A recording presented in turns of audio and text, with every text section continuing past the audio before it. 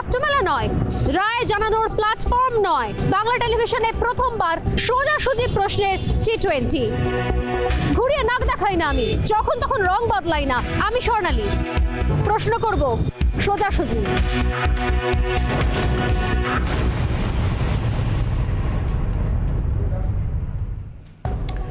যে বিষয়টা বলছিলাম, গত সপ্তাহের বৃষ্টির জল এখনো নামেনি, বহু এলাকায় নামেনি, এখনো অবধি জল জমে রয়েছে।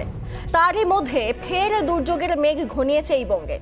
ঘূর্ণাবর্ত গুলাবের জেরে দক্ষিণবঙ্গ জুড়ে ইতিমধ্যেই শুরু হয়েছে বৃষ্টি। বুধবার পর্যন্ত দুর্যোগের একটা পূর্বাভাস রয়েছে, ফলে গোদের ওপর বিস্ফোরা এখনো জলযন্ত্রণায় ভুক্তভোগীদের কাছে।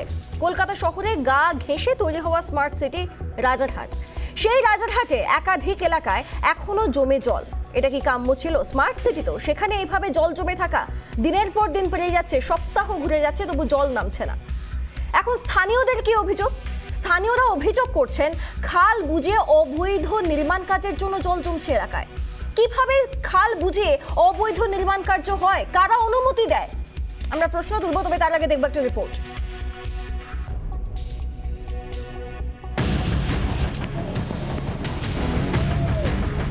জমা জল, ভোগান্তি, যন্ত্রণা, দায় কার? কলকাতার পাশে স্মার্ট সিটি নিউ টাউন, আর সেই নিউ টাউনের বহু এলাকায় বৃষ্টি হলেই জমে জল। বিভিন্ন অভিজাত আবাসনে দিনের পর দিন জল জমে থাকাটাই যেন স্বাভাবিক বিষয়। কিন্তু কেন? শাসক দলের কাছে গর্বের স্মার্ট সিটির নিকাশি ব্যবস্থা এত দুর্বল কেন? উঠে আসছে চাঞ্চল্যকর অভিযোগ।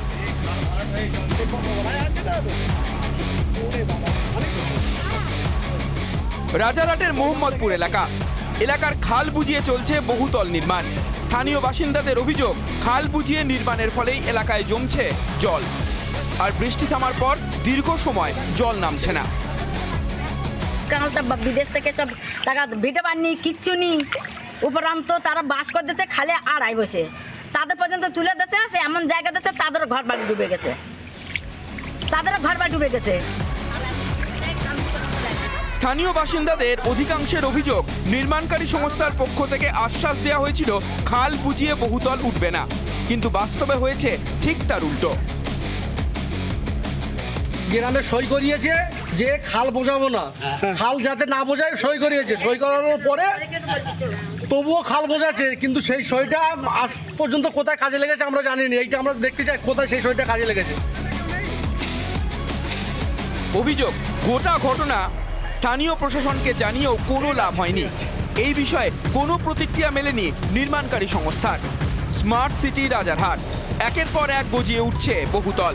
এর আগে অনেক ক্ষেত্রেই বহুতল নির্মাণের নিয়ম না মানার অভিযোগ সামনে এসেছে। সম্প্রতি নিম্নচাপের বৃষ্টিতে রাজারহাটের একাধিক এলাকা ভাসতে দেখা গিয়েছে। সাপুরজির মতো অভিজাত আবাসনেও হাঁটু সমান জল দাঁড়িয়ে গিয়েছিল। সেই জল যন্ত্রণা ফের শিয়রে। নেপথ্যে ঘূর্ণাবর্ত ও ঘূর্ণিঝড় গুলাবের অভিমুখ ওড়িশা এবং অন্ধ্রের দিকে হলেও দক্ষিণবঙ্গের দুর্যোগের পূর্বাভাস রয়েছে। ফলে কলকাতা সহ রাজ্যের বহু এলাকা ফের জলমগ্ন হওয়ার আশঙ্কা দেখা দিয়েছে। সব মিলিয়ে এখন প্রশ্ন একটাই, ফের কি জল যন্ত্রণা ভোগ করতে চলেছে সাধারণ মানুষ? রিপাবলিক বাংলা। আমরা দেখছিলাম যে কিভাবে কোমর জল, হাঁটু জলে মানুষ রয়েছেন, এবং যেদিন বৃষ্টি হয়েছে সেদিন নয়, তারপরে দীর্ঘদিন। আচ্ছা, আমরা তো স্থানীয়দের যা বক্তব্য সেটা শুনলাম, যারা বিশেষজ্ঞ তারা এই বিষয়ে কি বলছেন। এই কলকাতায় কেন এভাবে জল জমে, কি কি কারণ থাকতে পারে তার পিছনে? দেখুন, গুলাব ঘূর্ণিঝড়ের জন্য ফের দুর্যোগের একটা মেঘ ঘনিয়েছে। শিয়রে ফের জল যন্ত্রণার একটা আশঙ্কা রয়েছে শহরবাসীর মধ্যে। কিন্তু কেন কলকাতায় বৃষ্টি হলেই জল জমে যায়, তা জমার পরও কেন নামতে লেগে যায় দীর্ঘ সময়? বিশেষজ্ঞদের কি মত শোনাবো আপনাদের। সম্প্রতি নিম্নচাপের জেরে শহরের বিস্তীর্ণ এলাকা জলমগ্ন হয়েছে। শহর থেকে শহরতলি জমা জলে নাভিশ্বাস উঠেছে সাধারণ মানুষের। আর এরই মধ্যে আবহাওয়া দপ্তর জানাচ্ছে আরও আশঙ্কার কথা। ঘূর্ণাবর্তের জেরে আগামী বুধবার পর্যন্ত কলকাতা সহ দক্ষিণবঙ্গে বৃষ্টিপাতের পূর্বাভাস রয়েছে। ফলে ফের আরও একবার জল যন্ত্রণার আশঙ্কা করছে সাধারণ মানুষ। জল জমে এক হাঁটু অব্দি চলে তখন তো বন্ধ রাখতে হয়। হ্যাঁ, লোকসান তো হয়। আবার তো বৃষ্টি বলতে আসছে, তখন আবার বন্ধ রাখতে হবে, কিছু করার নেই। এই বছরে কাস্টমার তো আসবে না। বৃষ্টি হলেই ভাসছে কলকাতা। জল নামতে কেটে যাচ্ছে দীর্ঘ সময়, কার্যত জলবন্দী হয়ে পড়ছেন সাধারণ মানুষ। কিন্তু কেন বৃষ্টি হলে শহরে জমে যাচ্ছে জল? বিশেষজ্ঞরা বলছেন এর কারণ দুটি, একটি ভৌগোলিক, আরও একটি বেহাল নিকাশি ব্যবস্থা। বিশেষজ্ঞদের ব্যাখ্যা, বৃষ্টির জল বেরোনোর জন্য শহরে মাত্র 7টি লকগেট। জোয়ার ভাটা মিলিয়ে দিনে 4 ঘন্টা লকগেটগুলি বন্ধ থাকে। লকগেট বন্ধ থাকার সময় বৃষ্টি হলে জল জমবেই। জমা জল বের হয় 10 থেকে 12টি খাল দিয়ে। 12টির মধ্যে 8টি খালে পলি পড়ে গিয়েছে। নিয়মিত ড্রেজিং না হওয়ায় খালের জলস্তর বেশি। পাম্পিং স্টেশনের জল খাল দিয়ে বেরোতে পারে না। কলকাতার 5টি পাম্পিং স্টেশনের পাম্পগুলিও পুরনো। পাম্পগুলির কার্যকারিতা অনেকটাই কমে গিয়েছে। অধিকাংশ আবাসন বৃষ্টির জল ধরে রাখার বিধি মানছে না। শহরের বেশিরভাগ গালিপিটের মুখ প্লাস্টিক আবর্জনায় বন্ধ। পাশাপাশি রয়েছে ভৌগোলিক কারণও। কলকাতার অনেক নিচু জায়গার পাশে উঁচু জায়গা। জল নিচু জায়গায় এসে জমা হয়, চাপ পড়ে নিকাশির ওপর। শহরে জলাশয় এবং খোলা জায়গা সংখ্যা খুবই কম। কেএমজি এর মোট এলাকা 1887 বর্গ কিলোমিটার। শহরের মোট এলাকার মাত্র 10% খোলা জায়গা। কলকাতার মাটির মাত্র 6 মিটার নিচে কাদামাটির স্তর। কাদামাটির স্তর ভেদ করে বৃষ্টির জল পৌঁছানো কঠিন। কাদামাটির স্তরের জন্য বালির স্তর ভেদ করছে না বৃষ্টির জল। মাত্র 1% বৃষ্টির জল শহরের ভূগর্ভে সঞ্চিত হচ্ছে। কলকাতার অবস্থান সমুদ্রপৃষ্ঠের থেকে 6 মিটার উপরে। শহরের যাবতীয় নিকাশি সাগরমুখী। বৃষ্টির জলের 90% ভূগর্ভে না গিয়ে শেষমেশ সমুদ্রে মিশছে। কলকাতা শহর অত্যন্ত প্রাচীন শহর, অত্যন্ত দ্রুত গতিতে এই শহর নেমে যাচ্ছে নিচের দিকে, এটা সারা পৃথিবী জানে। ফলে সেই ধরনের একটা শহরের জন্যে যে ধরনের পরিকল্পনা গ্রহণ করা দরকার, সেই পরিকল্পনা কিন্তু এখনও পর্যন্ত গৃহীত হয়নি। যেটা হতে পারে বলে আশা করছি, সেই পরিমাণ বৃষ্টি যদি সত্যি হয় তাহলে কিন্তু তাকে ট্যাকল করা অত্যন্ত কঠিন। সেটা নর্মাল পাম্প চালিয়ে বা অন্য কিছু করে সেই জলকে বার করে দেওয়া যাবে না। এখানে খালগুলোর অবস্থা খুব ভালো নয়, যেটা আমাদের chairman Firhad Hakim chief secretary লেভেলে মিটিং হয়ে লিস্ট তৈরি হয়ে গেছে। জল বর্ষার পরেই খালগুলো ড্রেজিং হবে। 27টা খাল, তো নর্দমার জলগুলো আমরা খালে ফেলি। যে কোনো খাল যেটা জলে গঙ্গায় গিয়ে পড়ছে, যে কোনো জায়গায় কলকাতায় ঘুরে দেখো সব ভর্তি হয়ে রয়েছে। শহরের খালের অবস্থা যে বেহাল তা কার্যত স্বীকার করে নিয়েছে পুরসভাও। বিশেষজ্ঞরা বলছেন কলকাতার ভৌগোলিক অবস্থান জল জমার একটি কারণ হলেও নিকাশি ব্যবস্থা কার্যত শুধু পুরনো নয়, প্রাচীন। ফলে এ শহরের নিকাশি ব্যবস্থার আমূল সংস্কার না হলে জল জমা থেকে রেহাই মিলবে না। রিপাবলিক বাংলা। আমরা দেখছিলাম যে মূলত কি কি সমস্যায় জেরবার হয়ে রয়েছে শহর কলকাতা। আমরা বেশি সময় না নিয়ে প্রথমেই চলে যাব পোল কোয়েশ্চেনের দিকে এবং তারপর গেস্টদের সঙ্গে আপনাদের একটা ইন্ট্রোডাকশন দেবো। আমাদের প্রথম পোল কোয়েশ্চেন, ঘূর্ণিঝড়ের প্রভাব, বেহাল নিকাশি, দুর্ভোগ কি বাড়বে? হ্যাঁ, এই আতঙ্ক রয়েছে যে ঘূর্ণিঝড়ের প্রভাবে কি দুর্ভোগ বাড়বে। আমাদের দ্বিতীয় পোল কোয়েশ্চেন,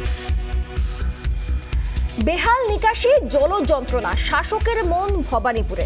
সত্যি কথাই তো, মানে ভবানীপুরে ভোট হওয়ানোর জন্য বিশেষ ব্যবস্থাও গ্রহণ করা যেতে পারে যাতে মানুষ ভোটটা দিতে পারেন, কারণ সেখান থেকে নির্বাচন হওয়াটা খুব দরকার মমতা বন্দ্যোপাধ্যায়ের মুখ্যমন্ত্রিত্ব যে পদ, সেই পদ বজায় রাখার জন্য। তৃতীয় পোল কোয়েশ্চেন আমাদের, খাল বুঝিয়ে চলছে নির্মাণ, ঘুমিয়ে প্রশাসন। একদমই তাই, খাল বুঝিয়ে যদি নির্মাণ কার্য চলতে থাকে তাহলে প্রশাসন কি করছে? কাদের অনুমতি নিয়ে নির্মাণ কার্যটা হচ্ছে? কেউ না কেউ তো রয়েছে, কারো না কারো হাত তো রয়েছে মাথায়, তাই জন্যই তো এটা হচ্ছে।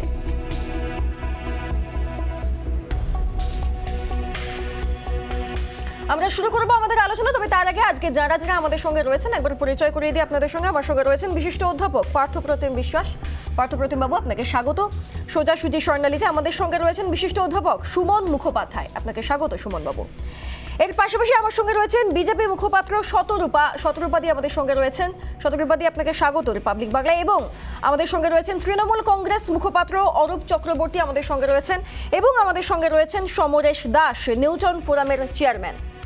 এরা প্রত্যেকে রয়েছেন। আমি একবার শুরুতেই সুমন বাবুর কাছে যাই। সুমন মুখোপাধ্যায় বিশিষ্ট অধ্যাপক আমাদের সঙ্গে রয়েছেন। সুমন বাবু, দেখুন আমরা দুটো রিপোর্টের মাধ্যমে ইতিমধ্যেই দেখিয়েছি যে কলকাতা শহরে জল জমার একটা মূল সমস্যা রয়েছে। একটা কথা বলুন তো শুরুতেই, যে এই সমস্যা থেকে মুক্তির উপায় কি কলকাতার হাতে আছে, পুরো প্রশাসনের হাতে আছে? এই বিষয়টা একবার আপনার থেকে স্পষ্ট হওয়ার চেষ্টা করব।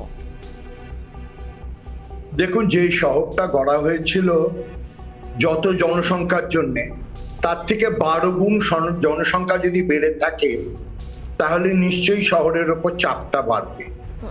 প্রাকৃতিক দুর্যোগে যদি জল সর্বস্তরে জমা হয়, যেরকম লন্ডনেও এই বছর হয়েছে, সেটাও আমরা মেনে নিতে পারি। কিন্তু যেটা মানা যাচ্ছে না হচ্ছে সামান্য বৃষ্টিতেও যদি জল দাঁড়িয়ে যায় সেটা সরে যেতে 3 থেকে 4 দিন লাগছে। তার থেকে মহামারী আসছে, তার থেকে নানা রকম অসুখ আসছে এবং ইনকনভিনিয়েন্সেস আসছে। আমার প্রশ্নটা হচ্ছে, আমরা ইঞ্জিনিয়ারদের মতামত নিতে পারি কেন এটা হচ্ছে, খাল কেন বোঝানো হচ্ছে, কিন্তু এইখানে আমাদের আলোচনা যাওয়া উচিত নয়, কারণ এর জন্য মিউনিসিপ্যাল কর্পোরেশন আছে এবং তারা প্রতি বছর ট্যাক্স নেয়, হাউস ট্যাক্স নেয়। হাউস ট্যাক্সের নিয়ম হচ্ছে যদি আমরা সেটা না দিই, যেরকম বিএমসি বম্বেতে করা হয়েছে, যে তারা তাদের ভ্যালুয়েবল গয়না এমনকি ফার্নিচার বাধা দিয়ে কিনে নিতে পারে, প্রথম কমার্শিয়াল প্রপার্টি নইলে ইন্ডিভিজুয়াল প্রপার্টি। কেন ট্যাক্সটা নেওয়া হয়? ফুটপাতের জন্যে, রাস্তার জন্যে, সিমেজ সিস্টেমের জন্যে, পার্কের জন্যে, রাস্তার আলোর জন্যে এবং কয়েকটা অন্য কারণের জন্য। এখন এই ট্যাক্সটা যদি আমরা সময় মতো না দিই তাহলে আমাদের ওপর নন পেমেন্টের জন্য একটা পেনাল্টি পড়ে, অন টাইম যদি না। আমার প্রশ্ন, যদি এই ফেসিলিটিস গুলো, অ্যামেনিটিস গুলো আমরা না পাই তাহলে আমরা জনস্বার্থ মামলা করে কেন কোর্টে গিয়ে এটা ফেরত চাইবো না, বা আমরা কেন প্রোটেস্ট করে সব রকমের ট্যাক্স দেওয়া বন্ধ করবো না? কারণ এটা আইনত, এটা রাস্তায় নামার পলিটিক্যাল রাজনৈতিক ব্যাপারই নয়। তুমি আমার কাছ থেকে ট্যাক্স নিচ্ছ একটা ফেসিলিটি দেবে বলে, তোমার কনজিউমার ফোরাম আছে, বাজে খাবার বাজে জামা দিন, তুমি ট্যাক্স নিয়ে আমার সুবিধা যদি না দাও তাহলে আমি কেন কোর্টে যাব না? এবং আমি কোর্টে যদি জনস্বার্থ মামলা করি, কোর্ট কেন আমায় সেই সুরাহা দেবে না যে তোমার ট্যাক্স দিতে হবে না? আমি রোড ট্যাক্স দিচ্ছি, আমি মোটর ভেহিকলস ট্যাক্স দিচ্ছি, রাস্তায় গাড়ি পার্ক করলে পার্কিং ফি লাগে, আমার পেছনে হকার বসে থাকায় বিনি পয়সা। তো এইটা কি করে চলে? এই দ্বিচারিতা কি করে আমরা মানছি? আমাদের আলোচনা করলে ঠান্ডা করে হবে না, এটা কোর্টে যাওয়া দরকার, সব রকমের ট্যাক্স বন্ধ করা দরকার, তবে যদি সরকারের টনক নড়ে। এবং প্রতি বছর ট্যাক্স বেড়ে যাচ্ছে কিন্তু সুবিধে কমে যাচ্ছে। আমি জানি আমেরিকায় গর্তে পড়ে যদি টায়ার ফেটে যায় আপনি কম্পেনসেশন পেতে পারেন, আপনি কড়ার খোসায় পা দিয়ে যদি হটকে গিয়ে পড়ে গিয়ে আপনার হাড় ভাঙে আপনি কম্পেনসেশন পেতে পারেন এবং সেটা দেয়া হয়। আমাদের দেশে সেটা চালু হবে না কেন? কারণ আমরা আলোচনা করতে ভালোবাসি, এরকম টিভি চ্যানেলে বড় বড় আওয়াজ করি, আমরা আসলে কাজের কাজ করি না। এটা স্ট্রেট পাবলিক লিটিগেশন কেস, ঠিক এটা যাওয়া উচিত দলবল নির্বিশেষে। প্রশ্ন তুলেছেন আপনি, একদমই তাই। আমরা ট্যাক্স দিচ্ছি, আমরা রোড ট্যাক্স দিচ্ছি, আমরা মোটর ভেহিকল ট্যাক্স দিচ্ছি, তাহলে আমরা পরিষেবাটা কেন পাবো না? আমি সরাসরি চলে যাবো একবার অরূপ বাবুর কাছে। অরূপ বাবু, এগুলোর উত্তর আপনার কাছে রয়েছে যে আমরা তো ট্যাক্স দিই, তার পরিষেবাটা আমাদের পাওয়ার কথা। এখন সুমন বাবু বুঝতে পারছেন বিষয়টা, তিনি বলতে পারছেন যে হ্যাঁ আমাদের কোর্ট অবধি যাওয়া উচিত, আমাদের প্রতিবাদ করা উচিত, পথে নামতে হবে কোথাও না কোথাও। কিন্তু অনেক যারা সাধারণ মানুষ রয়েছেন তারা হয়তো এই বিষয়টার সঙ্গে হয়তো সুস্পষ্ট নন, তাদের কাছে ক্লিয়ার নয় বিষয়টা। আপনি বলুন তো, এটা কি সরকারের দায়িত্ব ছিল না যে মানুষের সাহায্যার্থে বা মানুষের জন্য এই কাজটুকুনি করার? এটাই তো দায়িত্ব সরকারের। খুব পার্টিনেন্ট একটা কোশ্চেন তুলেছেন এখানে অধ্যাপক সুমন বাবু সিহিতা। মানে আমি একদম এই প্রশ্নটার জন্য আমি প্রস্তুত ছিলাম না, কিন্তু এত গুরুত্বপূর্ণ প্রশ্ন আমার মনে হয় একটু অন্য জায়গা থেকে আমরা দেখি ব্যাপারটাকে। এই যে সরকার কেন দায়িত্ব নেবে না, ধরুন কদিন আগে আমরা দেখেছিলাম 2020 সালে যখন করোনা এসেছিল, লকডাউন ঘোষণা হলো, হঠাৎ করে আমরা দেখলাম লকডাউন ঘোষণা হলো, পরিযায়ী শ্রমিকরা তারা বাড়ি ফিরতে না পেরে 1500 কিলোমিটার আমরা পায়ে হেঁটে প্রসঙ্গ এলো। থেকে চলে যাচ্ছি তাদের জন্য অনুপ ব্যবস্থা বাবু, করার আমরা জন্য প্রসঙ্গ সরকার থেকে কি চলে ব্যবস্থা যাচ্ছি। নিয়েছিল? সেদিনকে সরকার কোনো ব্যবস্থা নিয়েছিল? পরিযায়ী সেদিনকে আমরা শ্রমিক নিয়ে প্রশ্ন আলোচনা তুলেছিলাম। করতে পারি, আমরা নিশ্চয়ই আমি আলোচনা আসছি, আমি করতে পারি, আপনার কিন্তু সমস্যা আপনি প্রসঙ্গ সরাচ্ছেন। প্রসঙ্গে আসুন। সৃজিতা, আমি প্রসঙ্গে আসছি, আমাকে কনক্লুড করার সুযোগ দিতে হবে। আপনি অন্য প্রতিনিধি বলার সময় ইন্টারাপ্ট করবেন না, আমার সময় ইন্টারাপ্ট করবেন, তাহলে ডাকবেন না, তাহলে ডাকবেন না।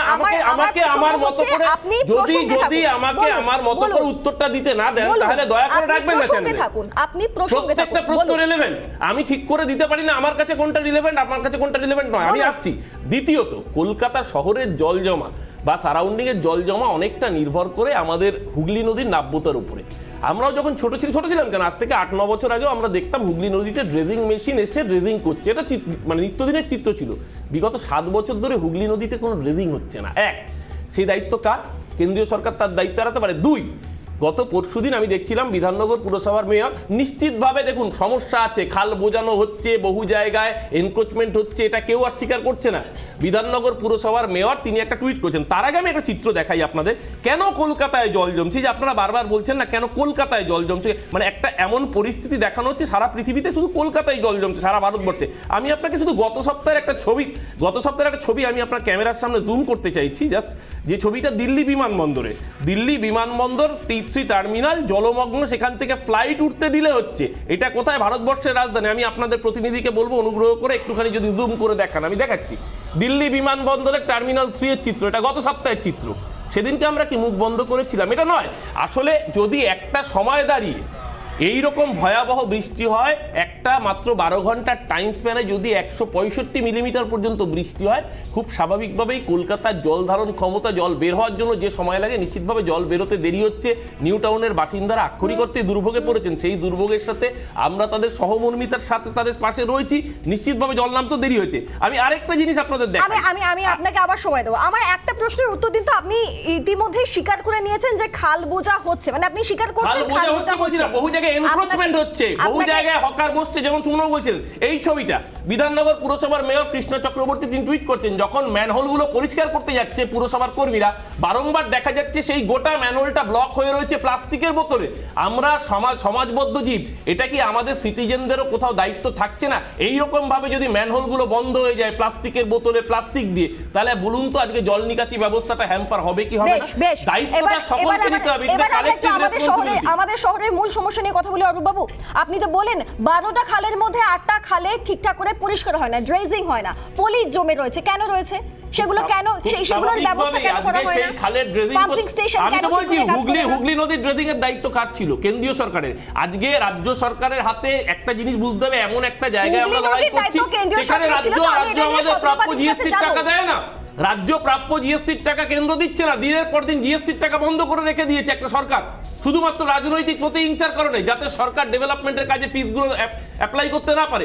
সেই জায়গায় নিশ্চিত আমি অস্বীকার করছি না যে জল জমেছে, কেউ অস্বীকার করবে না। নিউ টাউনের বাসিন্দা, বিশেষ করে যারা বহুতলে থাকেন, তাদের লিফট বন্ধ থাকায় যাতায়াতে অসম্ভব রকমের অসুবিধা হচ্ছে, এই কথা কেউ অস্বীকার করছে না। কিন্তু একটা কি কারণে আপনি সলিউশনে পৌঁছবেন কি করে? আমি সতর্কবাদীর কাছে যাবো। সতর্কবাদী এর উত্তর আমি আপনার থেকে নেব। স্বর্ণালী, ইনি নিশ্চয়ই অরূপবাবু বোধহয় খুব একটা পড়াশোনা করে আসেননি আজকে। উনি প্রস্তুত ছিলেন না যে তোমাদের এখানে সুমন বাবুর মতন মানে খুব সিরিয়াস অধ্যক্ষ থাকবেন বা আমি থাকবো। যাই হোক, উনি তো ন্যাচারালি আবার সেই নরেন্দ্র মোদী এবং পরিযায়ী শ্রমিক ইত্যাদি ইত্যাদি জেনে নিয়েছেন, কারণ ওদের বিশেষ বলার কথা নয়। যাই হোক, উনি তো সিলেক্টিভ অ্যামনেশিয়ায় ভুগছেন, যতটুকু ওনার মনে আছে। উনি নিজেই বললেন যে খালের ওপর এনক্রোচমেন্ট আছে, খাল পাড়ে, এবং হকাররা বসে আছে ইত্যাদি ইত্যাদি। নিজেই যখন স্বীকার করলেন, আমার এই নিয়ে বিশেষ কিছু বক্তব্য নেই। আমার বক্তব্য একদম অন্য। আজকে 3বার কর্পোরেশন তৃণমূল চালাচ্ছে, 3বার মানে নেট 15 বছর। 15 বছর কিন্তু খুব একটা কম সময় নয়। আজকে একদিন বৃষ্টি হলো কি 2 দিন বৃষ্টি হলো কি এরকম সাংঘাতিক দুর্যোগ হলো, সেই নিয়ে কিন্তু কোনো গভর্নমেন্টকে কেউ দোষ দেয় না, কোনো সেন্সিবল মানুষ দোষ দেয় না। কিন্তু আজকে দিনের পর দিন বেহালার মতো জায়গায়, তোমাদের যেখানে স্টুডিও, আমি রেগুলার যেখানে যাতায়াত করি, সেখানে এইরকম ভাবে জল জমছে। এটা তো আজ নতুন নয়, বহু বছর জমছে, এবং লাইভ ওয়্যার এগুলো রেগুলার বেসিসে খোলা আছে। তো 15 বছর ধরে তৃণমূল সরকার কি কর্পোরেশন চালাচ্ছিল, কি চালাচ্ছিল আমি তোমায় বলছি। সুব্রত মুখার্জি যখন মেয়র ছিল তখন উনি খুব ব্যস্ত ছিলেন সাজান অ্যাভিনিউর মাঝখানে বিশাল সুইমিং পুল। তারপরে যখন শোভন চক্রবর্তী যখন মেয়র হলেন, ওনার দর্শ হইল না তোমাদের, তোমরা তখন তুমি আপনি একটু চুপ করুন, আমি আপনার সময় ভদ্রভাবে শুনছিলাম, হাসছিলাম মৃদু মৃদু, এটা আপনি দেখেননি হয়তো, কিন্তু আমি ভদ্রভাবে শুনছিলাম। স্বর্ণালী, তোমাকে আমি মনে করে দিই, শোভন চক্রবর্তী যখন মেয়র ছিল তখন প্রথমে ওনার দর্শ হইল না ওনার পূর্ববর্তী যিনি মেয়র ছিলেন বিকাশ রঞ্জন ভট্টাচার্য, উনি থাকাকালীন, মানে বিকাশ বাবু বোধহয় তখন কর্পোরেশনের বাইরে ছিলেন, মেয়র শোভন চক্রবর্তী সোয়ারিং এর আগে তড়িঘড়ি করে গিয়ে মনসুনের কি অ্যারেঞ্জমেন্টস হয়েছে এইটার, তুমি তখন অন্য কোথাও জার্নালিস্ট ছিলে, কিন্তু তোমার এই ঘটনাটা মনে থাকবে কারণ এটা ক্যামেরায় বহুবার দেখানো হয়েছিল। কিন্তু তার পরবর্তীকালে উনি মমতা ব্যানার্জির পেছনে ক্যামেরা নিয়ে এত ব্যস্ত ছিলেন এবং সুইমিং পুলে পড়ে যেতে এতটাই বিধ্বস্ত ছিলেন যে উনি কর্পোরেশনের কোনো কাজ করতে পারেনি। রইল বাকি ফিরহাদ হাকিমের কথা। ববি হাকিম তো নিজেই কাঁদতে এত ব্যস্ত এবং ইদানিং কাল ভবানীপুর নিয়ে এত ব্যস্ত যে উনি কলকাতা বাঁচাতে গিয়ে লন্ডন করে ফেলছেন, এবং লন্ডন করাতে গিয়ে মমতা ব্যানার্জির জিওগ্রাফি এতটাই, ভূগোলের নলেজ এতটাই ক্ষীণ যে লন্ডনের বদলে ভেনিস হয়ে যাচ্ছে। এইগুলো রইল আসল তথ্য কথা। অ্যাকচুয়াল ঘটনা হচ্ছে, তোমরা জানো আমি এটা বহু বছর আগে বলেছিলাম, একজন তখন মেয়র ইন কাউন্সিল, তার কাছে আমি শুনেছিলাম, তারপরে এটা পাবলিক নলেজ হয়ে গেছে। এশিয়ান ডেভেলপমেন্ট কর্পোরেশন বলে একটা ব্যাংক ওয়ার্ল্ড ফাইন্যান্স দিয়েছিল, $1 মিলিয়ন দিয়েছিল বা ইউরো দিয়েছিল, I am not very sure, Suman Babu correct করে দেবে আমাকে, স্পেসিফিক্যালি ফর আন্ডারগ্রাউন্ড সিওরেজ ক্লিয়ারেন্স। সেইটা উনি করলেন না। মাননীয় বললেন যে আন্ডারগ্রাউন্ডে গেলে তো ওনার হোর্ডিং চালানো যাবে না, আন্ডারগ্রাউন্ডে গেলে আন্ডারগ্রাউন্ডের কাজ তো মানুষ বুঝতে পারবে না, কারণ হোর্ডিং থাকবে না, ছবি উঠবে না, তোমরা তো আর ক্যামেরা নিয়ে ওই নোংরা ট্রেনে ঢুকবে না, সেজন্য পরিষ্কার ওখানে করা যাবে না, ত্রিপলে লাইট লাগানো হবে। এগুলো একটু অস্বীকার করুক এরা। এই করতে গিয়ে 15টা বছর কেটে গেল, আজকে 3টে টার্ম, 15টা বছর কেটে গেল, কলকাতাতেই আছে, বেহালাতেও জল জমছে, নোংরা পচা জল, আর একদিন নয় 3 দিন 4 দিন। আমি আরেকটা চিত্র মনে করে দিই, আমার বক্তব্য আমি শেষ করব। তোমার মনে থাকবে স্বর্ণালী, তুমি তখনও অন্য কোথাও জার্নালিস্ট ছিলে, কারণ রিপাবলিক চ্যানেল তখনও ছিল না। মমতা ব্যানার্জি তার বাড়ির বাইরে অন্য কোথাও আমি বলছি না, আদি গঙ্গা তখন উপচে পড়ছে, উনি শাড়িটা হাঁটুর উপর তুলে উনি দাঁড়িয়ে বলছেন এই জল হচ্ছে সিপিএম এর অভিশাপ। তো সিপিএম এর যখন অভিশাপ, সিপিএম তো চলে গেছে 11 বছর হয়েছে, তারপরে সেই অভিশাপ থেকে কলকাতা মুক্ত হয়নি কেন? আমি বলছি না যে এই ঘটনা এইরকম, অর্থাৎ ছত্রপতি কোথাও আপনার প্রশ্ন, সিপিএম এর অভিশাপ মুক্তি কেন এখনো অবধি হলো না, এই 15 বছরে হলো না? অরূপ বাবু, না, প্রথম কথা হচ্ছে উনি সিপিএম এর হয়ে বলতেছেন না বিজেপির হয়ে বলতেছেন, সেটা পরিষ্কার হলো না এক। দ্বিতীয়ত হচ্ছে উনি সালটাও গুলিয়ে ফেললেন 15 বছর। আমি যতটুকু জানি তৃণমূল কংগ্রেসের পুরো ভোট ক্ষমতা এসেছিল 2010 সালে, 2010 থেকে 2021 কি করে 15 বছর হচ্ছে কোন অঙ্কে, এটা দিলীপ বাবু গরুর দুধে সোনা আবিষ্কারের মতো কিনে যাই না, যাই হোক সেটা উনি নিজের মতো করে ব্যাখ্যা করবেন। আমি একটা কথা খুব পরিষ্কার বলছি, এবছরই আমি শুনে নিন না, এবছরই আপনি তো একটু জ্ঞান দিলেন অন্যের বলার সময় ইন্টারাপ্ট না করতে, আপনি তো একটু আগে জ্ঞান দিলেন, এত উপদেশ দিলেন, তো অন্যের বলার সময় ইন্টারাপ্ট না করার উপদেশ তো আপনি দিলেন তো অন্যের বলার সময় ইন্টারাপ্ট না করার উপদেশ। একটু আগে এত বড় বড় জ্ঞানের বাণী দিয়ে এখন আবার সেই বাণীটাকে ভুলে যাচ্ছেন। আরে আগে একটু আগে জ্ঞানের বাণী দিলেন, তো একটু আগে এত জ্ঞান শোনালেন, একটু আগে তো নিজে জ্ঞান শোনালেন অন্যের বলার সময় ইন্টারাপ্ট না করতে। উত্তরটা শুনতে হবে তো। এবছর এই আবার জ্ঞানের বাণী শুনছে, এই যে পার্লামেন্টের ভেতরে এরা কথা বলতে দেবে না, চ্যানেলে কথা বলতে দেবে না, গায়ের বিজেপির গণতন্ত্র, এটা দেখুক মানুষ, দেখুক আপনাদের চরিত্র দেখুক। একটু আগে জ্ঞানগর্ভ উপদেশ দিচ্ছিলেন, একটু আগে জ্ঞানগর্ভ, এই জন্য তো পাঠিয়ে দিয়েছে আপনাদের আবার বাইরে বহিরাগত। আমি একটু সুজিতা বলে দিই, মূল প্রসঙ্গটা বলে দিই। আজকে দেখুন, যখন এই ধরনের একটা ন্যাচারাল ক্যালামিটি হয়, খুব স্বাভাবিকভাবে জলের যন্ত্রণাটা রয়েছে। এই বছরেরই 17ই মে আমরা দেখেছি গুজরাট এবং মুম্বাইয়ের উত্তর ভাগের বুকে টুকতাই ঘূর্ণিঝড় আছড়ে পড়েছিল। গুজরাটের বুকে গুজরাটের 450-র বেশি গ্রাম 12 দিনের বেশি জলমগ্ন ছিল। এটা আমাদের তথ্য নয়, যে কোনো ন্যাচারাল ডিজাস্টার হলে, ন্যাচারাল ক্যালামিটি হচ্ছে, এই যে আবার এই যে মানুষকে গণতন্ত্র অবরুদ্ধ করা, গায়ে লাগবে তো, গায়ে তো লাগবে, কথা শুনতে গেলে গায়ে লাগবে। আবার উত্তর শোনার ধৈর্য থাকতে হবে তো, উত্তর শোনার ধৈর্য থাকতে হবে তো, আমরা আমাদের সঙ্গে আলোচনা করব। আমি পার্থপ্রতিম বাবু এবং সমরেশ দাস দুজনেই আমাদের সঙ্গে রয়েছেন। বিরতির পর আমি তাদেরকে নিয়ে ফিরছি, তবে এখন সময় হচ্ছে একটা বিরতি। দেখতে থাকুন রিপাবলিক বাংলা।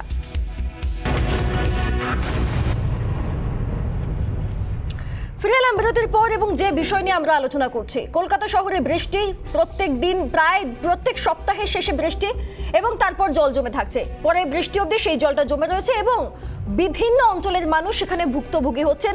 সব থেকে বড় যেটা সমস্যা, বিভিন্ন রোগের উৎপত্তিও কিন্তু এইরকম জমা জল থেকেই হয়। আর অন্যদিকে ফিরহাদ হাকিম তিনি বলছেন বৃষ্টি বেশি হচ্ছে, সেখানে তো জল জমবেই। ফিরহাদ হাকিম যে কি বলেছেন আগে সেটা শোনাবো আপনাদের। তাই যেগুলো লো লাইন এলাকা সেখান থেকে যাতে যদি সেরকম দরকার হয় এভিকশন করে স্কুলগুলোয় রাখা, সেকেন্ডলি তাদের খাবার দাবারের ব্যবস্থা করা, অ্যাডিকুয়েট পাম্প দিয়ে যাতে সেই জায়গা থেকে জলগুলো বার করে দেওয়া যায়। এবং এরপরে আমি ইরিগেশনকে চিঠি লিখেছি, মিটিংও হয়েছে। খুব হাই ডেন্সিটিতে যেহেতু বৃষ্টিটা আসছে, খুব ডেন্সিটিটা এত হাই, সেই জন্যে সেই বৃষ্টিটাকে বার করার জন্যে কিছুটা জল জমবে। এই বৃষ্টি হলে জল জমবে, কারণ আরবান প্ল্যানিংয়ে এরকম পাইপ নেই যে এই বৃষ্টিটাকে টানতে পারে। আমি একবার পার্থপ্রতিম বাবুর কাছে। পার্থপ্রতিম বাবু, আমরা ফিরহাদ হাকিমের বক্তব্য শুনছিলাম, সেখানে কিছু এলাকা নিচু, অতিরিক্ত বৃষ্টি, এইরকম নানা ইস্যুগুলো উঠে আসছে।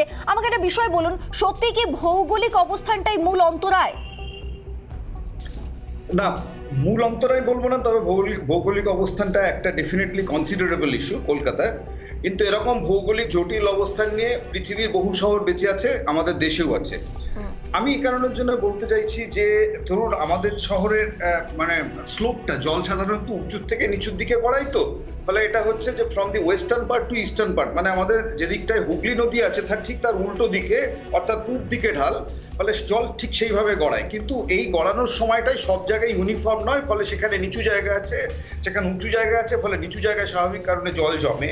ফলে এটা জানতে তো কোনো অসুবিধা নেই, প্ল্যানার হতে হয় না। ফলে এবার মুশকিলটা হচ্ছে যে ধরুন আপনাকে যদি সত্যি প্ল্যানার হতে হয়, যেটা খেয়াল রাখতে হবে যে যে যদি সত্যি এরকম 12 ঘন্টা 14 ঘন্টা টানা নাগাড়ে বৃষ্টি হয়, ফলে সেখানে বৃষ্টি হওয়ার পর জল জমবে এবং এই জলটা কত কুইক সেখান থেকে ড্রেন আউট করবে। এবং এটাই হচ্ছে মূল বিজ্ঞানটা, যে কত কুইকলি ড্রেন আউট করা। ঠিক এর উল্টোটা যদি হয় যে জল জমলে আমি মানুষজনকে স্কুল বাড়িতে পাঠাবো, এটা কিন্তু আমি বলবো যে সেটা বিপর্যয় মোকাবিলার একটা তাৎক্ষণিক অংশ হতে পারে, কিন্তু শহর নির্মাণের অংশ নয়। ফলে এখানে আমার নিজের মনে হয়েছে বারবার সরকারের ভাবা উচিত যে এখানে দাঁড়িয়ে how to drain out the water as quickly as possible, preferably within 6 hours after the rainfall. এবং এটা একটা স্ট্যান্ডার্ড করা যায়। কারণ দেখুন, যে মানুষ বৃষ্টি হওয়ার পর 72 ঘন্টা পর্যন্ত হাফ প্যান্ট পরে বাড়ির বাইরে বেরোচ্ছে, ফুল প্যান্ট করতে পারছে না, এটা কিন্তু কোনো উন্নত শহরের লক্ষণ হতে পারে না। এবং সেখানে নিকাশির যে অপ্রতুলতা সেটা খেয়াল রাখতে হবে। এবং সেখানে দুটো ইস্যু আমি আপনাকে হাইলাইট করবো, one is short term, the other is a long term. Short term issue ইতিমধ্যে সরকার স্বীকার করেছেন যে নিকাশি নালাগুলো সিল্টের যথেষ্ট পরিমাণ, এবং সেগুলোকে ডিসিল্ট করা, ড্রেজ করার ব্যবস্থা করতে হবে, এবং এটা যত দ্রুত পারা যায় তত করতে হবে। কিন্তু এখানেই সব নয়, আমি বলছি আমাদের শহরের যে নিকাশি আন্ডারগ্রাউন্ড সিওয়ারেজ সিস্টেম আছে সেটা যথেষ্ট বড় নেটওয়ার্ক একটা। এবং আমাদের যেহেতু শহরে কি বলবো যে গ্র্যাভিটেশনাল ফ্লোতে, মানে জল গড়িয়ে গড়িয়ে ট্রেন্ড আউট হয় না, বেশিরভাগ জলকে পাম্প আউট করে বের করতে হয়। ফলে এখানে দাঁড়িয়ে আপনারাও আনছিলেন আলোচনায় যে পাম্পিং স্টেশনের সংখ্যা, পাম্পিং স্টেশনের ক্যাপাসিটি, এটাকে বাড়াতেই হবে, না করলে জল পাম্প আউট না করলে আপনি বের করতে পারবেন না। তৃতীয় বিষয় হচ্ছে যে লং টার্ম ইফেক্টে, দেখুন আমি বলছি যে ইতিমধ্যে আপনারা আলোচনায় এনেছেন যে শহরের নিচু জায়গায় বাড়ি হয়ে যাচ্ছে, খাল বুঝে যাচ্ছে, লো লাইং এরিয়াগুলো আটকে যাচ্ছে, ফলে আমাদের জলের যে ন্যাচারাল ড্রেনেজ ছিল যে আজ থেকে 3 দশক 4 দশক আগে, সেগুলো সব অবরুদ্ধ হচ্ছে। তাহলে এখানে দাঁড়িয়ে মানুষকে যদি কলকাতা শহর বা তার উপখণ্ডে রাখতেই হয়, তাহলে আপনাকে আর্টিফিশিয়াল ড্রেনেজ সিস্টেমের কথা ভাবতে হবে। এবং সেই আর্টিফিশিয়াল ড্রেনেজ সিস্টেমটা কি হতে পারে তার রূপরেখা কিন্তু এখন থেকেই তৈরি করতে হবে, যেটা ইনফ্যাক্ট ইগনোর হচ্ছে। বারবার আমরা যদি এটা ভাবতে থাকি যে দুদিনে জল জমবে তারপরে ঠিক হয়ে যাবে, ওইটা নিয়ে ভাবার কারণে আমাদের যা নালা আছে যথেষ্ট, আমরা সেটাকে মাঝে মাঝে পরিষ্কার করবো, ডিসিল্ট করবো, কিন্তু আমি বলছি এই ধারণাটা ভুল। কলকাতা শহরের যে রান অফটা এখন প্রডিউসড হচ্ছে, যেহেতু বিল্ট আপ এরিয়া বেড়েছে, মাটিতে জল যেতে পারছে না, ফলে বেশিরভাগ জল খালে নালায় আসছে। ফলে এখানে দাঁড়িয়ে যদি আপনি নালার ডায়ামিটার, নালার সংখ্যা, খালের পরিমাণ বাড়াতে না পারেন, আমি বলছি যে খালের উইড সম্ভব নয় ল্যান্ড অ্যাকুইজিশনের কারণে। এবং আরো একটা জিনিস আপনাকে বলবো, কলকাতা ডোবার, কারণ কলকাতার যে নিকাশি খালগুলো আছে এটা দিয়ে শুধু কলকাতার জল বেরোচ্ছে না, এখানে সাউথ 24 পরগনা এবং নর্থ 24 পরগনা, কলকাতা লাগোয়া শহরতলি অংশেরও বহু নিকাশি এই খালগুলো দিয়ে বেরোচ্ছে।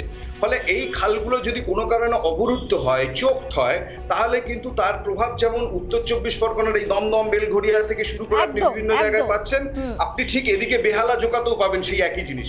ফলে এখানে যে কলকাতার সাথে ইন্টিগ্রেটেড হয়ে যাচ্ছে অ্যাডজাসেন্ট এরিয়াগুলো, এইটা ভেবে একটা পরিকল্পনা সরকারের ভাবা উচিত অবিলম্বে। বাবু ফিরছি আপনার কাছে, ফিরছি সমরেশ বাবুর কাছে আমি যাব। সমরেশ বাবু, আপনি নিজে নিউ টাউন ফোরামের আপনি চেয়ারম্যান, আমাকে একটা কথা বলুন এবং আমাকে একটা ছোট্ট বিষয় বলুন। আমি কিছুদিন আগে সাপুরচির চিত্রটা দেখছিলাম যে কিভাবে সেখানে জল জমে রয়েছে, কি ভয়ানকভাবে বৃষ্টি হয়ে গেছে, তার খোলা অবস্থায় পড়ে রয়েছে, ম্যানেজমেন্টকে ডাকলে তারা আসে না, মানে এত অব্যবস্থা। আপনি একটু নিজেদের সমস্যাটা নিজেরা একটু বলুন তো। লাস্ট 6 দিনে সত্যি কথা বলতে মানে আমি নিজে কোনো ইঞ্জিনিয়ার না, আমি ইঞ্জিনিয়ার হয়ে গেছি। তার কারণটা বলি আপনাকে, আমি দিন নেই রাত নেই, রাত্রি 2-3টে পর্যন্ত কি করে পাম্প লাগাবো, কোথায় পাম্প লাগাবো, এই করে করে আমরা ঘুরে বেরিয়েছি। পিএইচই থেকে শুরু করে মানে ইরিগেশন থেকে শুরু করে কে কীভাবে কাজ করে সেটুকু পর্যন্ত আমরা জেনে গেছি অ্যাকচুয়ালি। তো আমাদের সবথেকে মেজর প্রবলেম যেটা একটা হচ্ছে ড্রেজিং, যেটা সবাই বলছে, আমিও সেটাতে একমত। আমার মনে হয় ইমিডিয়েটলি যে এনক্রোচমেন্ট আছে সেগুলোকে না সরিয়ে দিয়ে তার দুদিকে যদি ভালো করে রাস্তা উঁচু করা যায়, যেটা ক্যানেল মানে যেটা মেনটেন্যান্স, ক্যানেলের কোনো মেনটেন্যান্স নেই। একটা গ্রামের দিকে যখন বন্যা হয় তখন আমরা জানি যে ওইখানে বলে যে ওইখানে পাম্পটা, ওইখানে একটা বাঁধ ভেঙে গেছে। এখানে বাঁধ কোন দিকে জল ঢুকছে কেউ জানে না, বিকজ পুরোটাই এনক্রোচ অ্যাকচুয়ালি, মানে পুরো দিকটাতে। প্লাস হচ্ছে কি আমাদের সবথেকে বড় কুলটি গেট, যেটা আর কি মেন গেট, যেখান থেকে এক্সিট হয় জলটা, সেখানেতে টোটাল তার এখন ক্যাপাসিটি হচ্ছে 1600 কিউসেক ওয়াটার, 1000 কিউসেক যেতে পারে। সেখানে এখন তার প্রেশার হচ্ছে 4500 কিউসেক। আমাদের বাগজোলা ক্যানেলের সব এখন 2.7 মিটার হচ্ছে তার উচ্চতা, তার জায়গায় তার ওখানে জল এসেছিলো 3.7, তো অলরেডি 1 মিটার, মানে উইচ ইজ এ হিউজ। মানে আমরা লাস্ট মানে কেন সাপুরজির জল নামেনি, তার কারণটা হচ্ছে আমরা প্রায় 150টা গ্রামের জল ঠেলেছি হচ্ছে ওই বাগজোলা ক্যানেলের উপরে। মানে এই যে একটা মানে প্লাস কি ওই বাগজোলা ক্যানেলের যেটা সবাই বলছেন না যে স্টর্ম ওয়াটার মানে পাম্পিং স্টেশন যেগুলো, সেখানেতে পাম্পিং স্টেশনের যে ক্যাপাসিটি, সেই ক্যাপাসিটিকে রান করা যাচ্ছে না, বিকজ কোনো খাল যেগুলো ছোটো ছোটো খাল যেগুলো কানেক্ট করে খালগুলোকে, মানে মেন বাগজোলাকে কানেক্ট করে, সেই খালগুলো লাস্ট 10 বছর করে মেনটেন হয়নি একদম। মানে কেন বলতে এইগুলো কোনো জায়গাতে কানেক্টিং করা নেই, এখানে ড্রেজিং করা হয়নি, এগুলো কোনোভাবে কেউ মেনটেন করে না। অর্থাৎ মেনটেনেন্সের অভাবে আজকে সাধারণ মানুষকে ভুগতে হচ্ছে। আমি আরও একবার অধ্যাপক সুমন বাবুর কাছে যাব। সুমন মুখোপাধ্যায় রয়েছেন আমাদের সঙ্গে, তার কাছে যাবো। সুমন বাবু, আপনি বলছিলেন যে রোড ট্যাক্স দিচ্ছি আমরা, তাহলে তার এবং এছাড়াও আরও নানান ধরনের ট্যাক্স দিই, তাহলে তার উপকারটা কেন আমরা পাবো না? আমাকে এই বিষয়টা একটা খুব চিন্তার বিষয় যে বিভিন্ন জায়গায় খাল বোঝা হচ্ছে, খাল বুঝে নির্মাণ হচ্ছে, এটাও তো কাম্য নয় কোথাও না কোথাও গিয়ে। ঠিক এই প্রশ্নতেই আমি আসছি যে এখন পৃথিবীতে ওয়াটার রিসোর্স সবচেয়ে বড় রিসোর্স। এইটা হাস্যকর যে আমাদের দেশে বৃষ্টি বেশি হয় বলে সেটা একটা সমস্যা দাঁড়িয়েছে, যেটা আমার কাছে একটা রিসোর্স, যেটা একটা বিরাট অ্যাডভান্টেজ। কোথায় আমরা রেন ওয়াটার হারভেস্টিং করে ভেনিসের মতো বা লিটল ভেনিস লন্ডনে যেটা আছে, খালগুলোকে চালাবো, সেইখানে নৌকো ব্যবহার করব, সেইখানে আমাদের রেস্টুরেন্টস করব, সেইখানে আমাদের বেড়ানোর জায়গা করব, সেই দিকে ইয়ে না করে আমরা খালি ট্যাক্স বাড়াচ্ছি, সার্কেল রেট করছি এবং পেনাল্টি রেট করছি। আমার প্রশ্ন হচ্ছে, আজ থেকে বহুদিন আগে লবণ ট্যাক্স বাড়ানো হয়েছিল বলে সত্যাগ্রহ করে সিভিল ডিসোবিডিয়েন্স দেখিয়েছিলেন গান্ধীজি। আমার মনে হয় সবাই যদি আমরা ঠিক করি, বিশেষ করে আরম্ভ করা যাক পার্কিং ফি নিয়ে, যে আমরা দেব না যতক্ষণ না হকারকে সরানো হচ্ছে। সিভিল ডিসোবিডিয়েন্স এটাই হবে। প্রাকৃতিক দুর্যোগে যদি, আমি আগেও বলেছি, রাস্তাঘাট ভরাট হয়ে যায়, আমি মানতে রাজি আছি, কিন্তু প্রত্যেক দিন বৃষ্টি হবে আর কোথাও না কোথাও জলমগ্ন হয়ে থাকবে। আমাদের সিভিল ডিসোবিডিয়েন্স করে কমপ্লিটলি ট্যাক্স বন্ধ করা উচিত। একবার ওদের সরকারের হাতে ট্যাক্স বন্ধ হয়ে গেলেই ওরা রাস্তা ঠিক বার করে নেবে। ওরা জানে ইঞ্জিনিয়ারদের মত কি করে চটজলদি জিনিস করতে হয়। দ্বিতীয় হচ্ছে, অন্য রাস্তা হচ্ছে কোর্টে গিয়ে এইটার কম্পেনসেশন চাওয়া। এই দুটো রাস্তার মধ্যে আমাদের নিতে হবে, হয় নন ভায়োলেন্ট সিভিল ডিসোবিডিয়েন্স, নইলে ট্যাক্স। আমি একদম সরাসরি অরূপ বাবুর কাছে যাবো। আমাকে একটা কথা বলুন, আমরা তো দিল্লি গুজরাট অনেক কিছুই দেখলাম, খাল বুঝে নির্মাণ হচ্ছে, কিভাবে হচ্ছে? কারা, মানে কার মাথায় হাত থাকার জন্য এই নির্মাণটা সম্ভব হচ্ছে? দ্বিতীয়ত, যদি বলেন যে অতিরিক্ত বৃষ্টি হচ্ছে, তাহলে ওয়েদার ফোরকাস্ট এখন যথেষ্ট ভালোভাবে আগের থেকে অনেক ভালোভাবে জানাতে পারে যে বৃষ্টি আসবে, তাহলে আগে থেকে ব্যবস্থা নেওয়ার একটা পরিকল্পনা অন্তত আপনারা রাখতে পারেন, নাকি সেই উপায়টাই নেই? শেষ কটা নতুন পাম্প এসছে আপনারা বলতে পারেন? কটা খালে কাজ হয়েছে আপনারা বলতে পারেন? আমি আপনার প্রশ্নের উত্তরটা দিচ্ছি। দেখুন, একটা জিনিস, আপনার যে কোনো উন্নত শহরেই 5 থেকে 6 মিলি, মানে একটা সার্টেন ক্যাপাসিটির বাইরে আপনি জল বের করতে পারবেন না। সার্টেন একটা ঘন্টা আপনি যতই পাম্পিং করুন না কেন, আপনার খালের পরিস্থিতি যতই যাই থাকুক না কেন, আপনার রেইনফল হচ্ছে যখন খালটা তো পরিষ্কার করাই হচ্ছে না, সঠিকভাবে ড্রেজিংটা তো হচ্ছেই না খালের, এটা কি আপনি অস্বীকার করতে পারেন?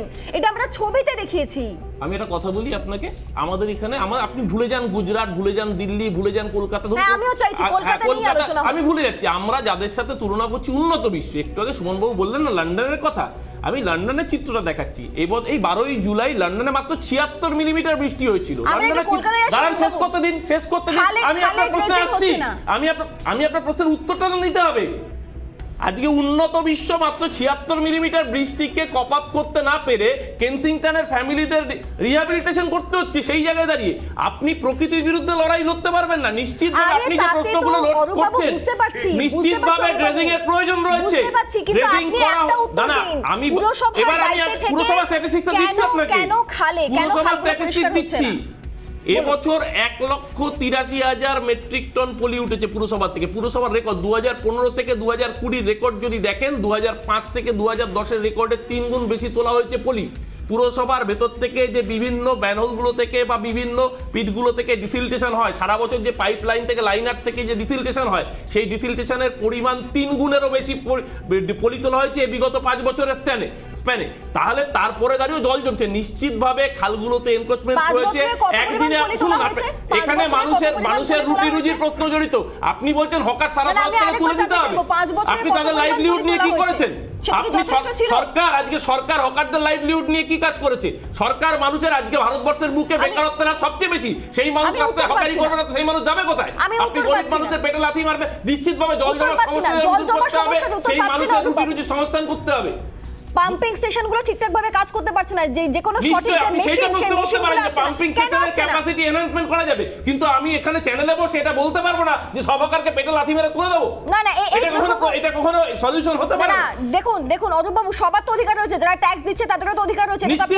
প্রত্যেকটা মানুষের সরকারের দায়িত্ব, প্রত্যেকটা মানুষের শিক্ষা, স্বাস্থ্য, কর্মসংস্থানের। সরকার যদি কর্মসংস্থানের দায়িত্ব নিতে না পারে, একটা রাষ্ট্র যদি কর্মসংস্থানের দায়িত্ব নিতে পারে না পারে, সে হকারি করবে রাস্তায়। আমি উত্তর পাচ্ছি না, রাস্তায় সে হকারি করবে। জল জমার সমস্যার সমাধান কি করে হবে তার উত্তরটা আমি পেলাম না অরূপ বাবু। আমি শত্রুপতির কাছে যাবো। প্রথমে তোমার কাছে ক্ষমা চেয়ে নিই, আমি তোমাকে স্বর্ণালী ভেবেছিলাম, আমি একতরফা দেখছি, তোমায় দেখতে পাচ্ছি না, ভেরি সরি। আচ্ছা, তোমাকে বলি, সুমন বাবুর কথা টেনে আমি শুরু করি। যে এই যে উনি বলছেন না, খুব সুন্দর একটা কথা বলেন, ওয়াটার রিসোর্সের কথা না, নীতিন গাডকারি জি, যিনি আরবান প্ল্যানিং এর মিনিস্টার ছিলেন এক সময়, উনি 2011 সালে, এত বছর আগে, প্রায় 10 বছর আগে, উনি যখন কলকাতায় ল্যান্ড করছিলেন, উনি তারপরে আমাদের সঙ্গে একটা প্রোগ্রাম ছিল ওনার, উনি বলছেন প্লেন থেকে আমি দেখছি এত জল, এটা কিন্তু বর্ষাকাল নয়, উনি যখন নামছেন, মানে আমাদের ন্যাচারালি পশ্চিমবঙ্গ, কলকাতা এবং তার পার্শ্ববর্তী এলাকায় এত জল, we should actually B using this constructively, যেটা সুমনবাবু বলছেন। কিন্তু অরূপ বাবুরা এতটাই ওনারা, তুমি যে প্রশ্নটা একদম সুন্দর ধরেছো যে কেন এনক্রোচমেন্ট হবে, ওরা আজকে তোলাবাজি, সিন্ডিকেট ইত্যাদি ইত্যাদি করতে গিয়ে এতটাই উনি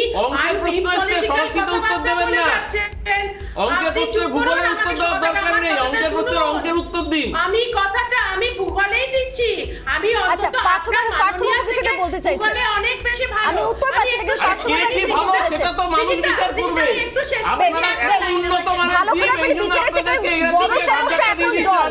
সেখান থেকে নিষ্কৃতি পাওয়াটা আমাদের সকলের অধিকার রয়েছে অরূপ বাবু। শত্রুপতি, এক মিনিট, আমি একবার শেষ করতে দাও। হ্যাঁ, একটা লাইন শুধু। এরা এখন লন্ডন করতে এতটাই ব্যস্ত যে লন্ডনের কেনজিংটনে আজকে 24 ঘন্টা জল জমেছে বলে এভিকশন হয়ে গেছে। সেই কথা অনুযায়ী আজকে ফিরাদ হাকিম বলছে লো ল্যান্ড কলকাতার মধ্যে এভিকশন করাবে। সেটাই আমার প্রশ্ন ছিল যে ভৌগোলিক অবস্থানে মূল সমস্যা কিনা। আমি একবার পার্থবাবুর কাছে যাব। পার্থবাবু একটা কিছু বলতে চাইছেন। শত্রুপতি আসছি, পার্থবাবু। হ্যাঁ, আমি সৃজিতা, দুটো কথা বলবো, বলে শেষ করব। এক হচ্ছে যে আমি যেরকম আমরা আর্থকুয়েকের রিস্ক অ্যাসেসমেন্টের ক্ষেত্রে আমরা বিভিন্ন রকম মাইক্রোজোনেশনে ভাগ করি, অর্থাৎ একটা শহরকে বিভিন্ন ভাগে ভাগ করা যায়। আমার নিজের সাজেশন, অরূপবাবু আছেন তার মাধ্যমে এবং আপনার চ্যানেলের মাধ্যমে, যে কলকাতা শহরের নিকাশি পরিকল্পনা নিয়ে আবার ভাবুন যে এটা অপ্রতুল এবং এটাকে প্রতুল করতে গেলে, অ্যাডিকুয়েট করতে গেলে নতুন ইনফ্রাস্ট্রাকচার কি অ্যাড করতে হবে জোন ওয়াইজ। 1, 2 যে আমি এটা অ্যাপ্রিসিয়েট করব যে গ্রামে কিছু ফল দিয়েছে যে প্রকল্পটা সরকারের, সেটা হচ্ছে জল ধরো জল ভরো, অর্থাৎ সেখানে দাঁড়িয়ে আমার কলকাতা শহরের মুজে যাওয়া পুকুর, প্রায় দখল হতে চলেছে পুকুর যেগুলো, আমি বলছি এই প্রকল্প কলকাতা শহরে ব্যবহার করা উচিত, যাতে হচ্ছে আমি জলাশয়ের পরিমাণ বাড়াতে পারি। মুজে যাওয়া জলাশয়গুলোকে যদি সত্যি বাড়াতে পারি তাহলে ওয়াটার ক্যারিং ক্যাপাসিটি বাড়বে, কারণ নিকাশি ব্যবস্থায় নদ নদী নালান সমস্তগুলো কিন্তু একসাথে ইন্টিগ্রেটেড। সেই ভাবনাটা ভাবতে হবে যে কোনোটার থেকে বাইরে নয়। এই কাজগুলো যদি ভবিষ্যতের জন্য করেন তাহলে স্কুল বাড়িতে মানুষকে পাঠাতে হয় না। এবং লাস্ট যে আমি বলবো, খালে যারা বসছেন, এটা অরূপবাবু নিশ্চয়ই স্বীকার করবেন, এই যারা বসে আছেন তারা পুরসভার প্রতিনিধিদের নাকের ডগায়, তাদের অনুমতি ছাড়া পরোক্ষ বা প্রত্যক্ষ তারা বসতে পারেন না। ফলে এখানে উচিত সরকারের কড়া অবস্থান নেওয়া, অন্তত নিকাশির স্বার্থে শহরের এই জায়গাগুলো, এই এন্টায়ার নিকাশি ব্যবস্থা, এটাকে উন্মুক্ত কি করে করা যায়। দরকার হলে তাদের অন্যত্র পুনর্বাসন দিন, কিন্তু আমার কথা হচ্ছে নিকাশি নালা খোলা রাখতেই হবে, খাল খোলা রাখতেই হবে, এছাড়া বাঁচার উপায় নেই এই শহরের মানুষ। এবং সে না হলে একটা হিউম্যান রাইটস ভায়োলেশন কিন্তু একটা ধরনের হতে চলেছে, এইটা কিন্তু খেয়াল রাখবেন। এইটুকু আমার বলা। ঠিক, আমাদের কাছে একদম সময় কম, সময় শেষ আমাদের কাছে। তবে এই আলোচনা থেকে মূলত যে বিষয়গুলো উঠে এলো, যে ড্রেনেজ সিস্টেমের দিকে নজর দিতে হবে, বা জল ভরো জল ধরার মতো যে প্রকল্পগুলো রয়েছে সেগুলো যদি শহরেও কোনোভাবে অ্যাপ্লাই করা যায়, ব্যবহার করা যায়, তাহলে হয়তো কিছুটা সুবিধা হবে। কিন্তু কিছু একটা করতে হবে, অন্তত পুরসভাকে দায়িত্ব নিয়ে সাধারণ মানুষের স্বার্থে করতে হবে। যারা আজকে আমাদের সঙ্গে ছিলেন, আপনাদের প্রত্যেককে অসংখ্য ধন্যবাদ আমাদের সঙ্গে থাকার জন্য। আমরা আসছি আরো অন্যান্য গুরুত্বপূর্ণ খবর নিয়ে, তবে এখন সময় হচ্ছে একটা বিজ্ঞাপনের বিরতি। দেখতে থাকুন রিপাবলিক বাংলা।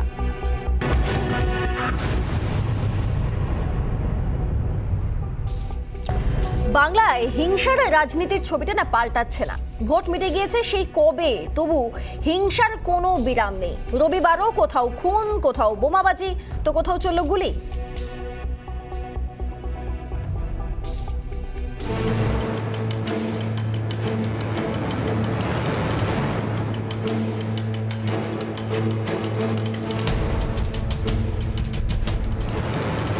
একদিকে ভবানীপুর, অন্যদিকে গোটা বাংলা। ভবানীপুরে চড়ছে রাজনীতির বারুদ। রাজ্যের বাকি এলাকায় কমতি নেই ভোট হিংসার।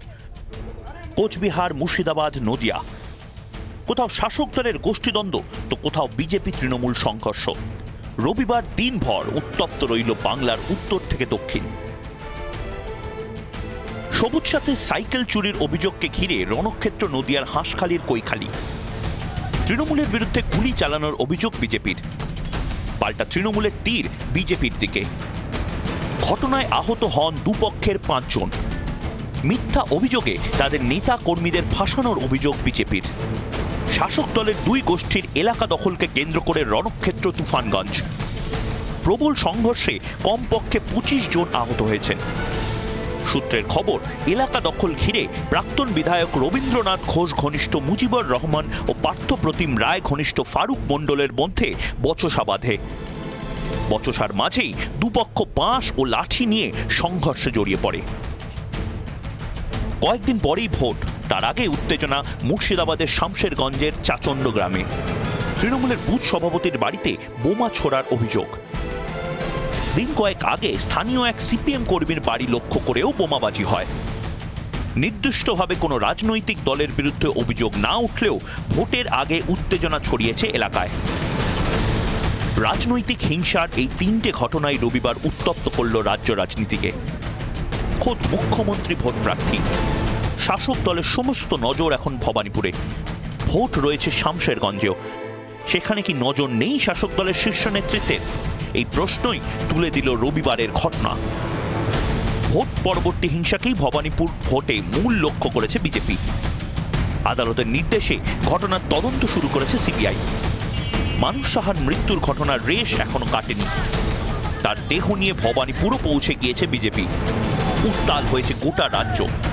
যদিও হিংসা তত্ত্ব বারবার বিরোধিতা করে এসেছে শাসক। রবিবারের ঘটনাক্রম আরও একবার চোখে আঙুল দিয়ে দেখিয়ে দিল এতটুকু বদলায়নি বঙ্গ রাজনীতির চরিত্র। রিপাবলিক বাংলা।